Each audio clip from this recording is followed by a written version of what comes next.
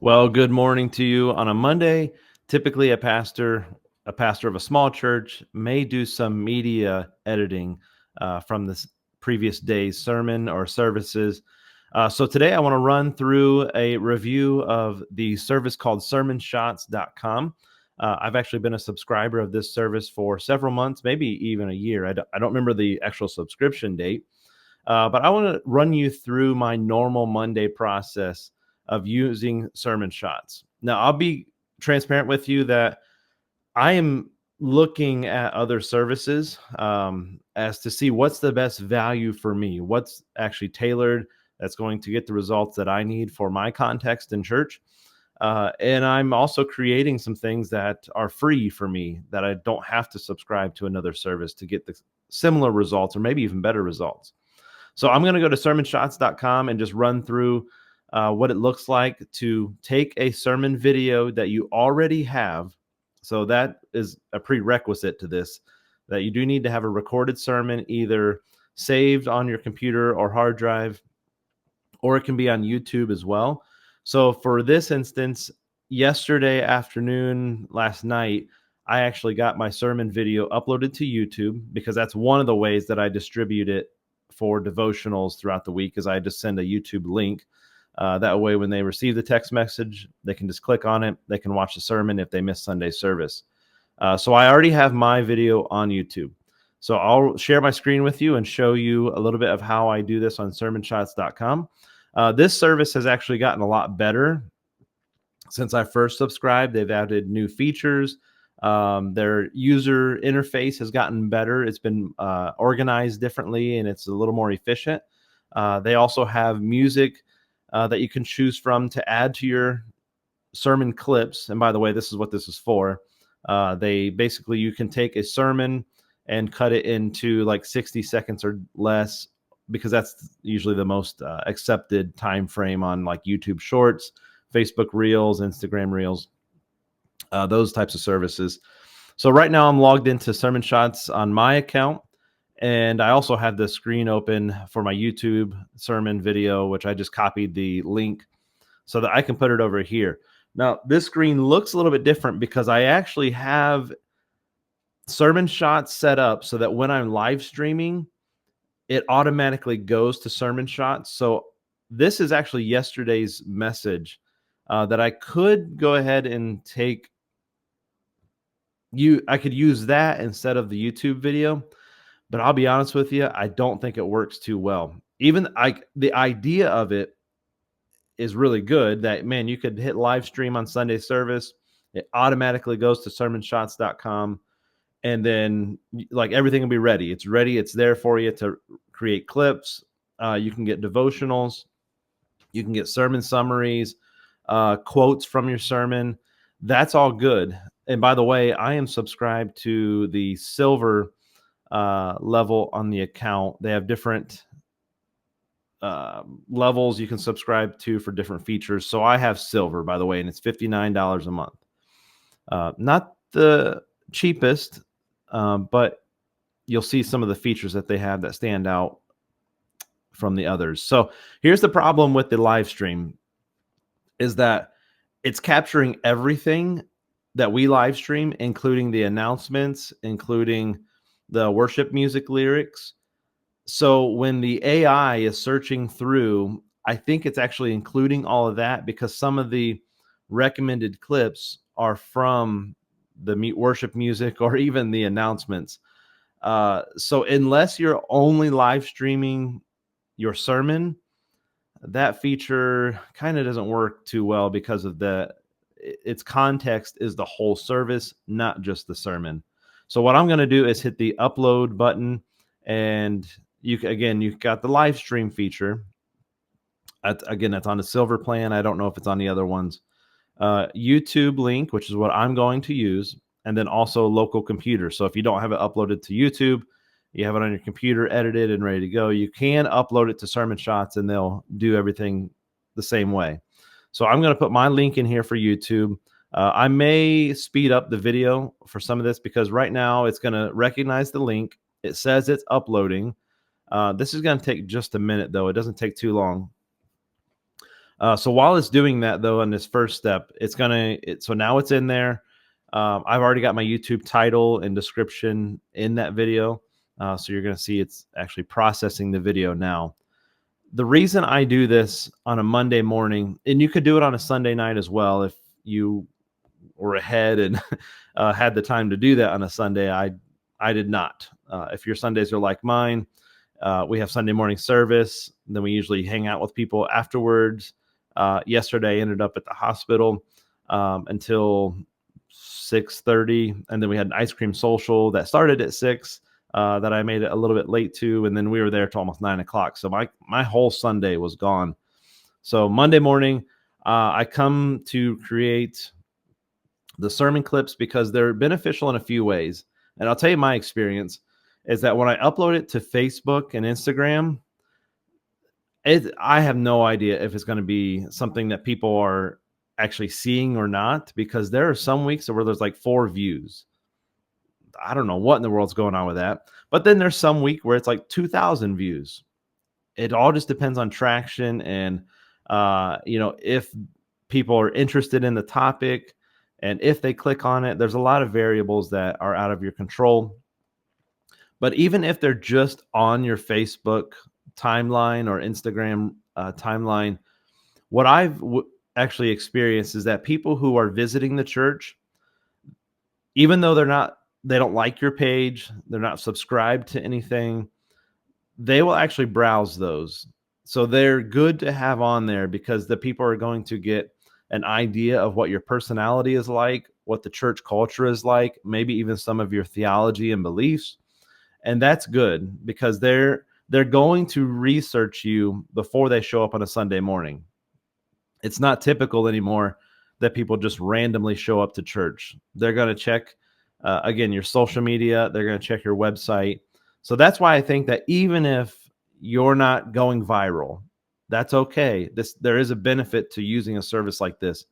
And I think one of those benefits is that people who are new to your church, looking for a church, they're able to see these things. And clips are a great way to give them a 1 minute or less clip of what your preaching style is like, what your beliefs are like, what you stand for, what your values are. So right now it's starting the transcription phase of that video, which is basically taking the audio of your sermon and putting it to words. And I think that's actually what it's going to use to create AI suggested clips. It's going to pull out quotes that you could use for posting on social media. So this is it only takes like 3 to 4 minutes for that to create. So I don't know how long I've been talking so far, but this is just a typical first stage of uploading a clip to Sermon Shots.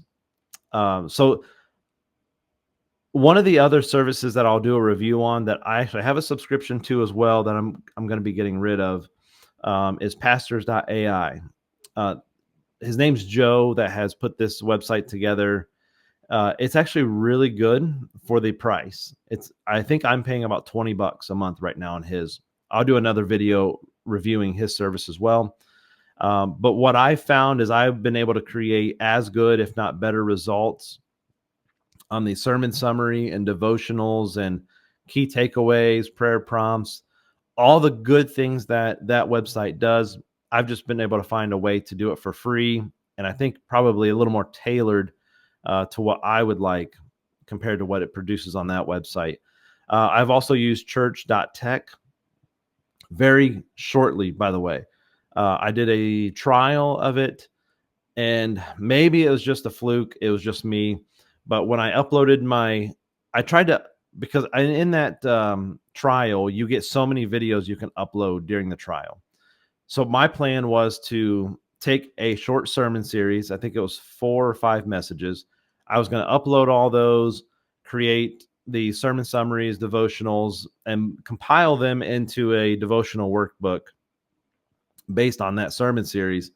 But the problem I ran into is that I uploaded one. I think the first one may have been successful, although it took a long time to do exactly what Sermon Shots is doing right now. But then like the next 2 or 3 all failed. And I would delete it, start over, try again, and they would fail. They wouldn't process for me to even get to the first few steps of creating the content that I was hoping for. So I reached out to their help desk, and they did respond fairly quickly. I don't remember the time frame, and they asked that I check a couple things about the video. Seemed to be that the video was fine. It met all the criteria of what type of file it was, how it was coded. I'm sorry, the kind of type of codec that it had. It was fine. So then I sent them a copy of that file and a Google Drive link so that they could download it, put it up there. Eventually, they were able to get it uploaded successfully to church.tech. But to be honest with you, I hope it. I hope that's not the experience everybody has. But I'm just not at a point where I want to wrestle with that. And especially when I have other services that I didn't have any problems before with the same videos before the church.tech. So I wouldn't say don't try them, but definitely do the trial and see if it works for you. Again, may have been a fluke for me, but because of that, I didn't actually extend past the trial and didn't really give them much more of a shot past that.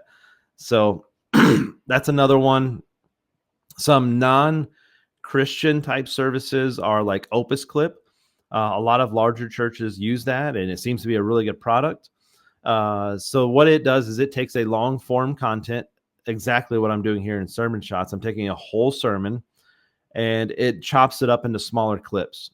But here's where I think it falls short a little bit compared to Sermon Shots. And there is a price difference, by the way. Sermon Shots is a little bit more expensive. Opus Clip, the results that I got from that, the context wasn't there. It would break it up into smaller clips, but it seemed like they didn't make sense. Like it took a part of a sermon that it really needed a little bit more or a little bit less, and you'd have to work at it to try to make it make sense within 30 to 60 seconds. I actually think that Sermon Shots does a better job suggesting AI clips. So what I mean by suggesting AI clips is that the artificial intelligence is actually searching your transcript for a 60-second or less time frame of something that actually makes sense, something that actually will resonate with people when they watch it. So you'll see that once it's finished generating the AI suggested clips that it's doing right now, which is actually taking a little bit longer than usual. But they may have changed the process, because I believe it wouldn't suggest clips until you got a few steps into the process. So they may have changed this to where it's doing it all at the beginning rather than doing it a little bit later. So Opus Clip, cheaper, but for me, it just didn't seem to quickly produce the same results that I was hoping for. So I'm going to go ahead and speed this up and wait for this to finish and see how long it took for this first part to finish. All right. I don't know how long that actually took, because there must have been an error or something on the original tab, because it still shows that it's loading and generating AI suggested clips. But I opened a new tab. It wasn't doing that. So I'm going to go ahead and go from here. I don't know actually how long that took. Typically it takes 3 to 4 minutes, but I just let that go for 15. So I don't know. Let's create a new clip. It's going to show up your templates here. The top are your most recent templates that they've created. So sometimes these will be like Father's Day, for instance. Father's Day just came up this last month, and there were at least one, if not two, templates for Father's Day.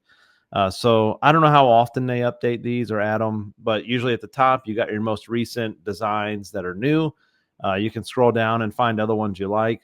They have a couple different features as well. Like some of these, this one right here.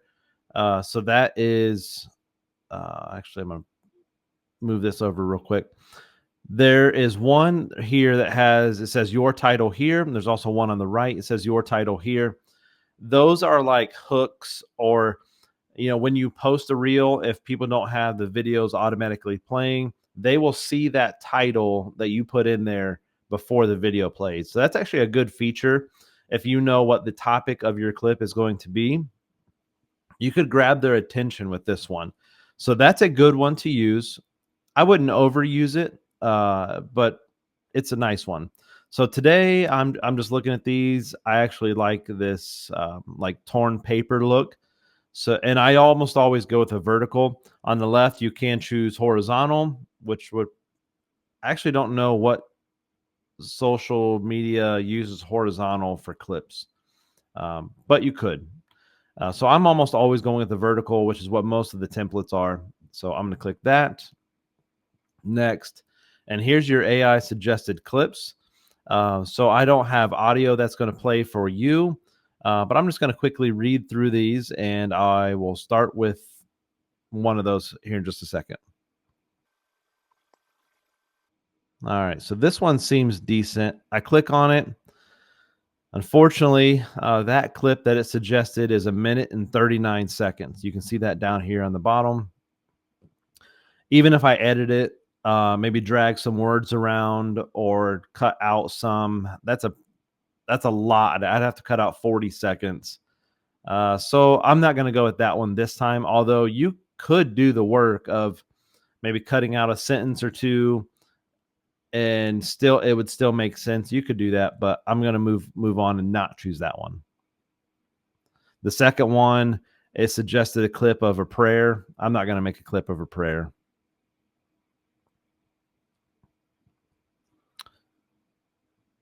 This one seems decent. Looks long. It's 2 minutes and 16 seconds. So that also, it's going to be too much work to bring that down to 60 seconds or less. So not going to choose that one. This is making a clip of a Paul Tripp quote. I'm not going to make a clip of that. This one seems like a good application type, and it's 51 seconds. So let me just read through this and see if it makes sense. That one seems decent. I don't know. It's hard to pick these sometimes when it's your message that you delivered, if it's good enough. But I try not to overthink that too much when I'm creating them. I probably could have been a little more clear on my delivery of that point. But it's 51 seconds. It starts out with a question, has context to that question. So it's not bad. I think I'm going to choose this one. So you can see out of the first 1, 2, 3, 4, 5. So about your fifth or sixth one is where I've finally found a clip that I think is decent. I'm going to hit next. It's going to bring you to the editor where you can use the AI camera follow option, which I do every single time because our video is just a static shot from the back of the room. So it doesn't follow me, but that dynamic follow is helpful when creating these vertical clips. So it actually will crop in on you and the AI will actually follow you. So you can actually see the clip here. I'm half of me is not even on the screen. So the first thing I'm going to do is scroll down. It says AI camera crew. I'll go ahead and select that.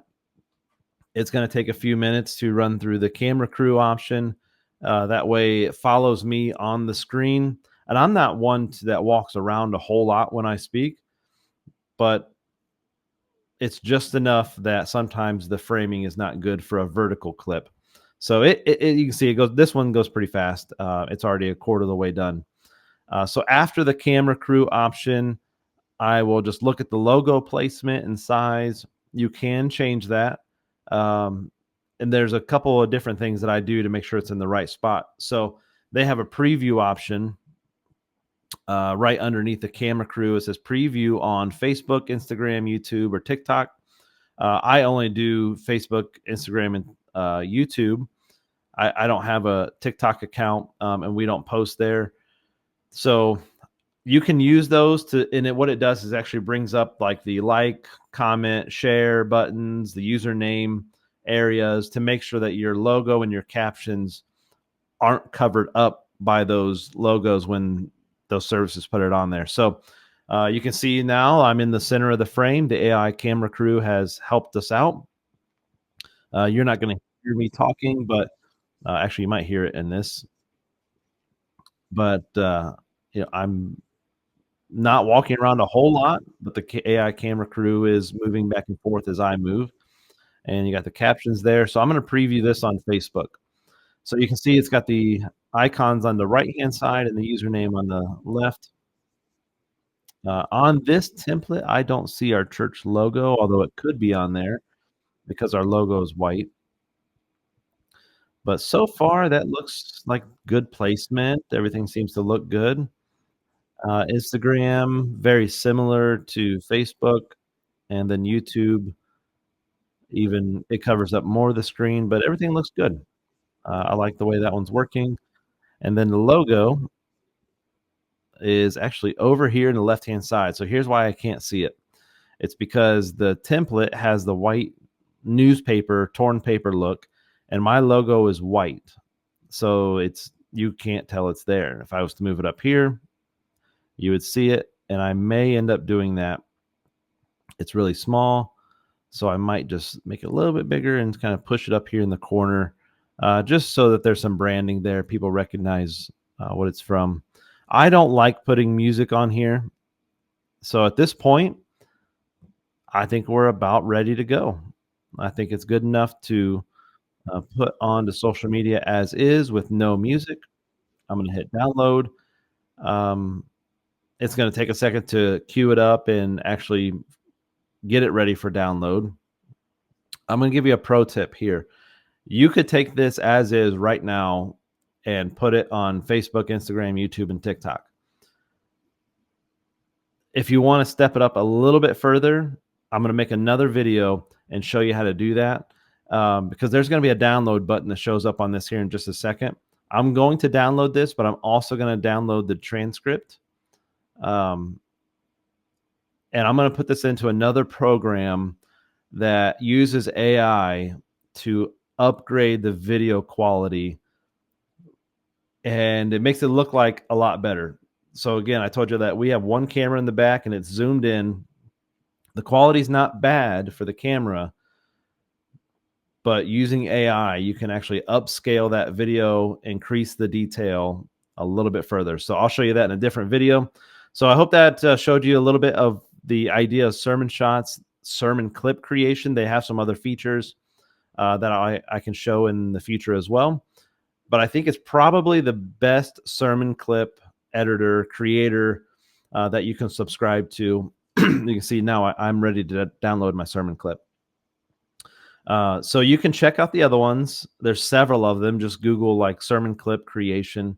But this one seems to be the best at this feature. So I hope you have a great day. I hope you have a good week, and definitely like step in and take that step of creating content for the week for your congregation. That way it's not just on a Sunday morning they're hearing from you or hearing from your teaching. You can use these clips to reiterate points, reiterate the message that you preached on a Sunday morning. Have a great week.